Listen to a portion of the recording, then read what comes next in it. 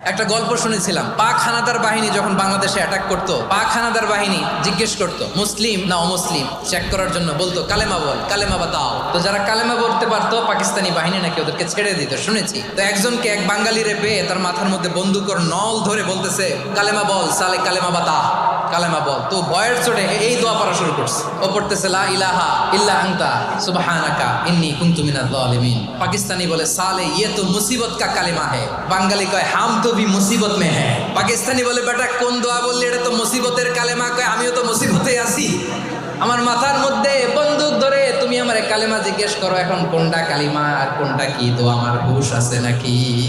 লা ইলাহা ইল্লা আনতা সুবহানাকা ইন্নী কুনতু মিনাজ জালিমিন। বিষ্ণুই বললেন দেয়ালে পিঠ থেকে গেলে, চোখে মুখে অন্ধকার, বাঁচার কোনো উপায় নাই, তখন এই দোয়াটা পড়তে হবে।